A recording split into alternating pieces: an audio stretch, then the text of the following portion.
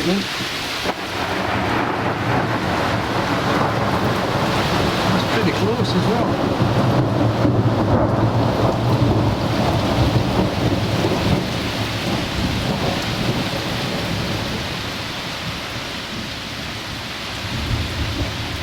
Hi folks, well, something a bit different today.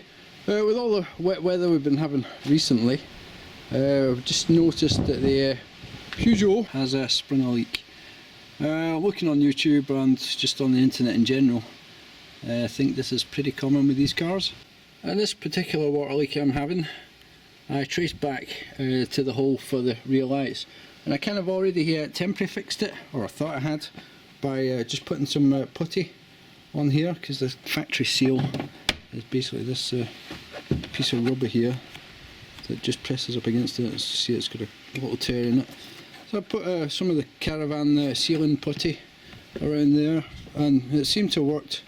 I ran a hose pipe on it and it didn't leak anything in, but I left it out overnight and it seems to have leaked in again.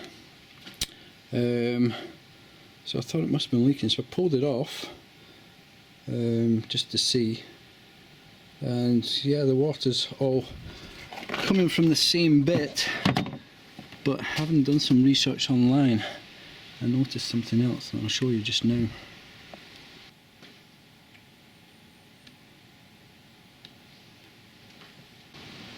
So what I do believe is happening is the water is running down behind here into the car and then tracking down and coming down here and just dripping in that hole from the other side, whereas this was probably sealed alright, but I'll just reseal that, and I'll also take this off, clean it up and put some silicone around it and see if that solves the problem. So hopefully these screws aren't too tight.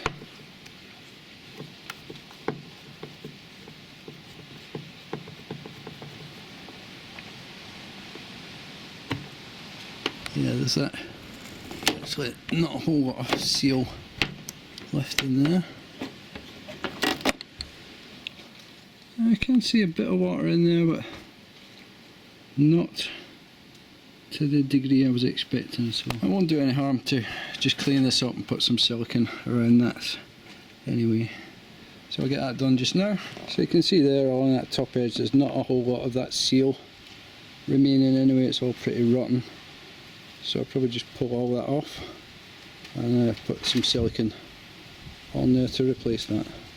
Right, so I spent a good bit of time and cleaned all that up really good, and now what I'm going to do is just use some just ordinary silicone just around the edges, just to properly seal it up. I've put this old cloth here because I'm terrible at siliconing and I always end up getting it everywhere, so I'll not video me putting it on, but I'll come back once it's all done. So that's a bead all the way around now. So now I should be able to just put this back in. I've made sure I reconnected the window washer and the cables. So I'll just push this back in and then put the screws back in. Right, so that's the silicone done. Didn't actually squeeze out as far as I thought it might, but so it's not too bad. But hopefully it's given it a good seal. But only time will tell with that one. Next up, I'm going to reseal this rear light cluster hole. For that I'm going to use some of this roof and gutter sealant, which is more bitumen based, which hopefully will help seal it a bit better than what it was before. So for this I'm going to use some of this just on the light cluster itself, and then I'm going to put the foam rubber seal back on, put some more of the sealant on it, and also put some on the car side. So hopefully that should seal it up real nice. Okay, so I put a little bead of the bitumen stuff around that hole and on the light itself. So we're just going to plug the cables back in and then reattach the light. Right, so that's in. I can see it's kind of oozing through there as well, so that should have sealed it. But I also added a touch of silicone just to this hole, because the water does tend to run down there and towards where that hole is, and there's no real seal on that, so I just put a dot of silicone in it and then I'll put the screw back in just now. Right, and now just tighten these back up.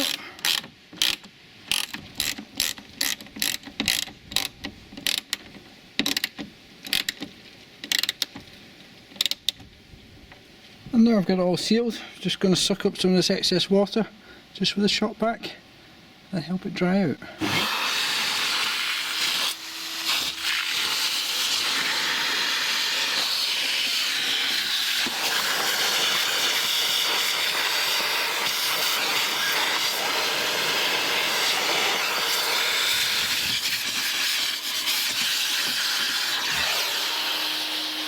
So after vacuuming the remaining water out, I decided I would just remove this piece of carpet trim to dry out properly. Then I could get behind there and just wipe it down with the towel. So I've done all that. I'm just going to put this out to dry for a few hours and then put it all back together. And then I'll have to leave the silicone to dry out, so I'll leave it in the garage overnight. And then we'll see after that whether I've managed to plug the leaks. So fingers crossed.